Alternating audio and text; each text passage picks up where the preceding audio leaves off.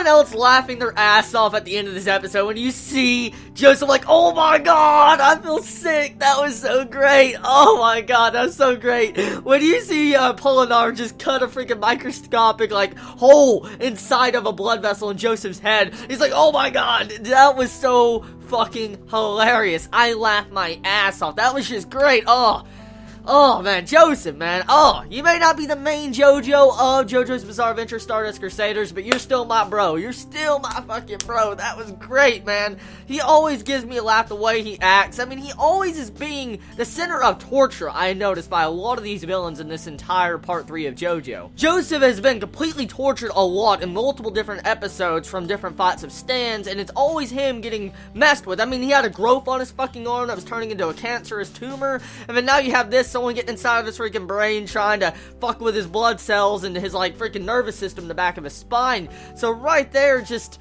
it's messed up. It's really messed up. Now, one of these days, Joseph is going to die because of this type of crap, but I'm going to be sad when it does because he's such an awesome freaking character. So anyways, this episode, what did it do? What did this episode of JoJo do? The main focus was showing that Inyaba has no longer any use to this story, and she gets KO'd at the beginning part of this episode. For instance, right at the beginning, we see like this flesh bud inside of her brain grows exponentially, and it starts popping out of her fucking face, her eyes. The blood was so freaking horrific, and it was really creepy, and at the same time, I'm really shocked that entire first part of this episode was not censored with black bars or something, because that was really horrific. It was, and I'm shocked. I'm shocked there was no censor, so I give JoJo's Bizarre Adventure Part 3 a clap to that, because that was awesome. It was fucking badass, just seeing that. I mean, Inyaba, you know, having blood coming out of her face and all that, you see those tentacles coming out, like the worm tentacle flesh buds of Dio's cells coming out of her, but at the same time, we see that even though she's dying and Dio pretty much said to kill her,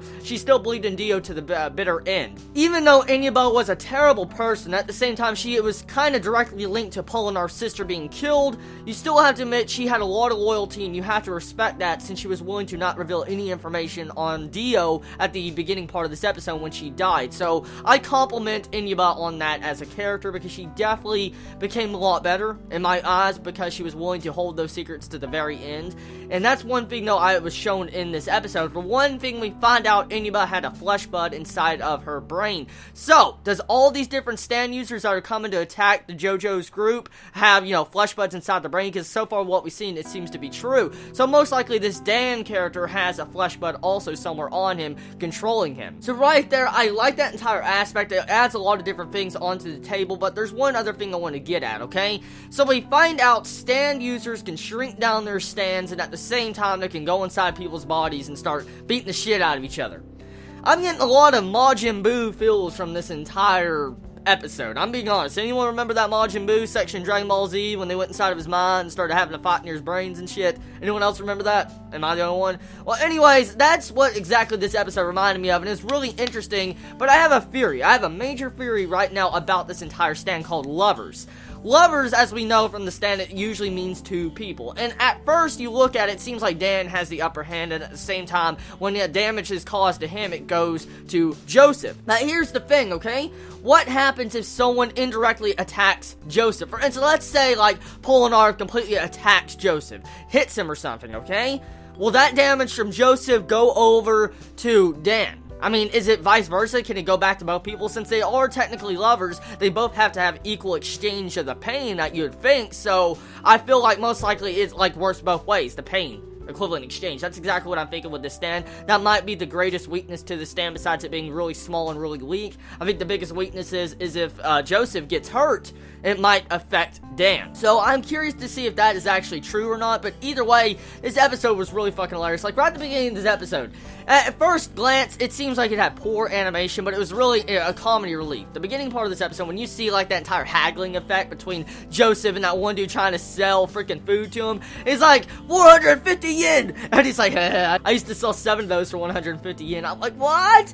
So right there, I love that scene at the beginning. It was so funny getting to see how the animation was shown. It looked so freaking awful, but at the same time, it was funny. And that's something I love JoJo's Bizarre Adventure about. It knows how to have those funny comedy relief moments, but at the same time, keep it very fucking serious, especially in this episode. Like, for instance, Jotaro. Oh, Dude, his face looked like he was going to rip Dan in half a lot in this episode. Like, seriously, he was about to kill his own grandfather with how he was acting. I mean, he wanted to beat the fucking shit out of Dan after what he was doing to him. And at the same time, when you see him become a bridge for Dan to walk on, you see his face like he just wants to rip him a new asshole. That's exactly what Jotaro wants to do to this Dan character. And I wonder exactly if Jotaro is going to snap eventually if this continues on. Because seriously, I highly doubt Jotaro can hold his cool that long after so many different abuses he's taken in this one individual episode, for instance, becoming Human Bridge. So, we'll have to see. Overall, good episode. I enjoyed it. Animation was on point. Music was badass. I love this lover stand. It was really freaking unique and cool. And you always getting to see Joseph do, oh my god! It's just the best highlight of the day. So anyways, everybody, tell me your thoughts on this episode. Did you enjoy it? Did you hate it? What's your favorite moments about it? Love all of you so much. You have a wonderful day or night wherever you live. Please be safe. Chibi out.